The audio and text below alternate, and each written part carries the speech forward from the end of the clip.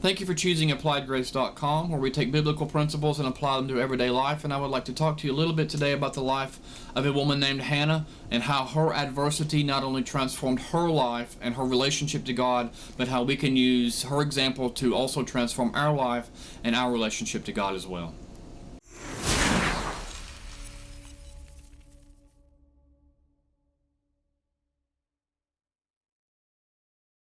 No matter who you are or where you're from, adversity is just one telephone call, just one instant away from creeping up into your life.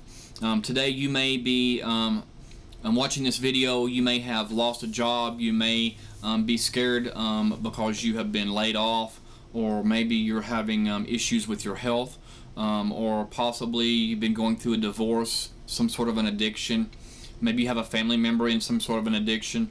There are all kinds of things that can cause us to have adversity. Some of the things that cause us to have adversity are things that we have done on ourselves.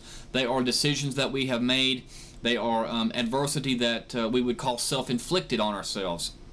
Because of our sinful nature, because of the sins that we've committed, some of the lusts of our flesh that we have indulged in, cause us to have consequences.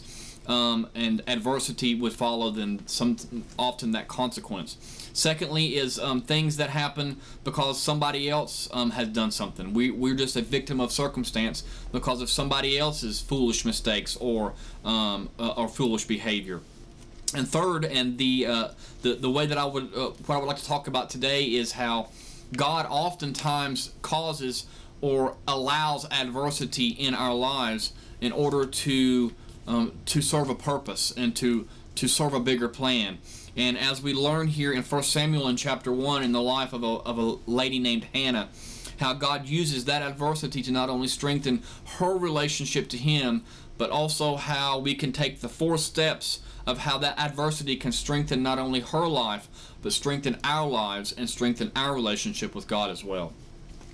So we're going to pick up the story here of Hannah, and she was one of the wives of a man named Elkanah, and the other wife's name is Peninnah. You can read this here in 1 Samuel in chapter 1.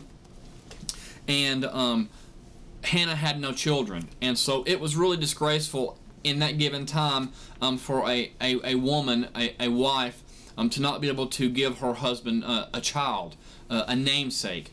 And so she was really distraught, really discouraged, really upset about the fact that she was not able to bear children for him.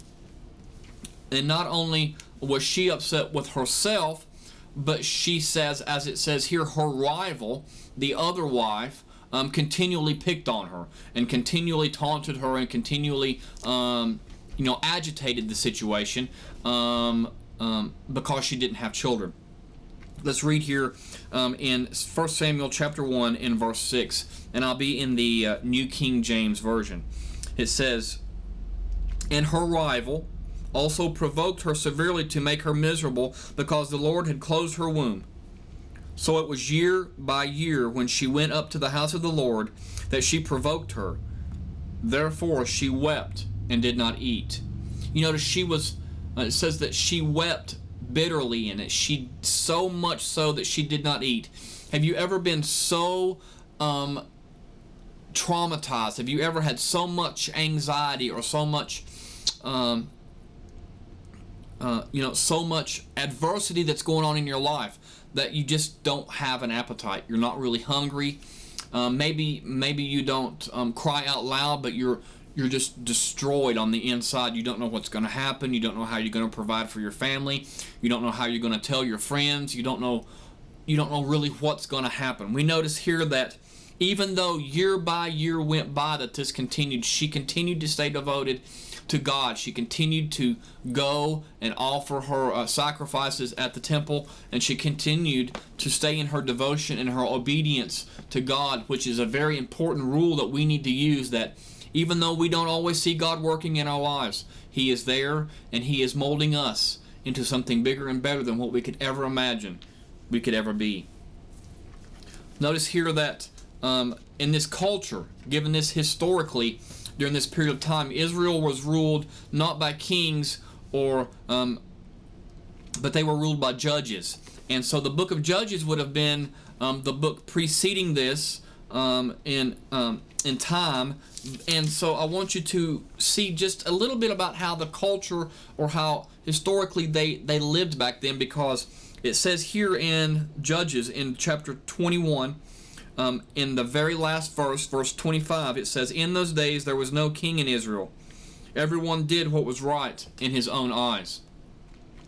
How would you feel if you just went outside and everybody just did what they wanted to do? They didn't have to abide to any kind of laws. They just ran stop signs. They could just have a divorce here and get married there, or have immoral practices here and there. And this is kind of the depiction that we see a little bit of what is going on here, that these judges have not really been so much morally capable of doing what God had asked them to do, or they just did not do what God had asked them to do. But what I want you to understand here is that even in the culture that they was in, the Israelites had a neighbor that was the Canaanites, and the Canaanites didn't worship the God of Abraham, Isaac, and Jacob. They worshipped different types of gods. And so in this given case, Hannah would have been likely to have gone to the god Baal, who was actually the fertility god for the Canaanites. And so it would have been so easy for her to have fallen into or conformed to the pattern of that given culture, having seen that God was not answering her prayers. How often do we fall into that trap? And we even read that Paul writes that in the book of Romans in chapter 12 verses 2. He says, "Do not conform to the patterns of this world, but be transformed by the renewing of your mind, so that you will know what God's good, pleasing, and perfect will is." And so it's so important that we know what God's will is, so that we're able to do the things that He asks us to do. And here we notice that Hannah knew what God's will was. She was offering herself to God in prayer, and also in action, and through taking her offerings there to the priest. So as you can also see, Paul also writes this in Romans in chapter 8, verse 28, a very popular verse that many people may know, is that, "And we know that all things work together for those who love God, and who are called according to His purpose." You see, Hannah may not have understood it at that moment, but she was called into God's purpose. I don't think she understood the ramifications of what God's purpose was at that given time. But Hannah knew who she was. He knew the condition of her heart, and he knew what her obedience would ultimately do in the life of Israel. Let's notice that even though through all the hurt and through all the pain, she never gave up on her devotion to God. And her obedience to God and her devotion to God, ultimately, she became the mother of the man named Samuel, the prophet Samuel, the last judge, the one who anointed King David and who appointed Saul as the king. She was his mother, and God opened her womb, and God answered her prayer. I'm not here today to suggest to you that if you pour out your heart to God and God does not answer your prayer the way that you want it to be answered, or that you're looking to be pregnant, and that if you pray out that God is going to make you pregnant, or that God is just some bubblegum machine that you can just pop out prayers and He's going to give it to you if you give it your all in prayer. I'm not saying don't give your all in prayer. All I'm saying is God is in control. God is sovereign over our lives. God knows what is best for us. And a lot of times I look back and I thank God for prayers that He did not answer. And so I would like to talk to you today about this principle and how God uses adversity to strengthen our relationship to Him. He strengthened Hannah's relationship to Him. He answered her prayer. She had made a vow to God, and she took Samuel when he was ready to the service of God. So let's talk a little bit about the 4 ways how God uses adversity to strengthen our relationship with Him. Number 1 is it used to strengthen our faith. When David was faced with the giant Goliath, He did not just recall his strength. He did not look around to the problems that was going on around him. He didn't look at the army of God that was running. He didn't look at Saul that was cowering. But what he looked at was God. And he remembered that when he was in the desert, God was with him. When a lion came and took away one of his sheep, God delivered him, and David was able to take down the lion. The same thing he says, when a bear came and took away one of the sheep, God delivered him into my hands, and I got the sheep back. He says, God was with me then, and God is with me today. Every single little step that we take, that God is with us, and that God is building our faith through every time we overcome adversity, through the will of God and through the power of God, we give Him the glory and we give Him the credit, and it builds our faith in Him, that when the next trial comes, the next adversity comes in our life, that He's with us and He will never leave us or forsake us. Adversity also builds our character. Number 2, adversity builds our character. The Apostle Paul writes in Romans in chapter 5 verse 3, he says that we also glory in our tribulation, knowing that our tribulation produces perseverance, and perseverance produces character, and character produces hope. When we make it through adversity, it builds our character, it strengthens our testimony, and it helps others to see that they do have hope in their adversity as well. It helps us to be molded more and more into the image of Jesus as we come through adversity.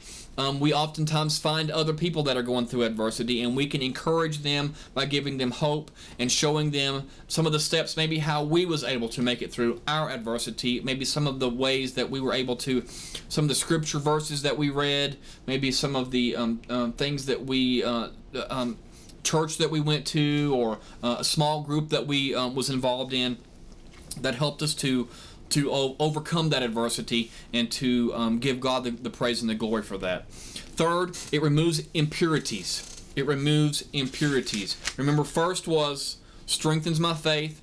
Second, it develops my character. And third, adversity removes impurities. Anytime that you have gold or silver or bronze or some metal, precious metal, that you would like to purify, you would heat it up extremely hot, get it to a molten state, then you would scrape the impurities off the top. And God uses this exact tactic whenever He's trying to remove pain, hurt, fear, lust, all sorts of different types of sins or fruits of the flesh.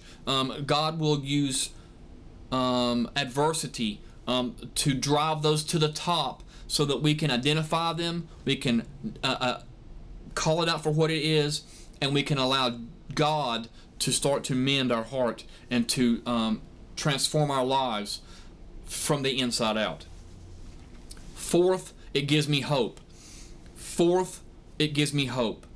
The more God reveals to us about Himself, the more God reveals to us about His nature, the more God reveals to us about His purpose for our lives, the more God reveals to us about our calling, the more we build on this hope, this foundation, this love that is Jesus Christ, that cannot put us to shame.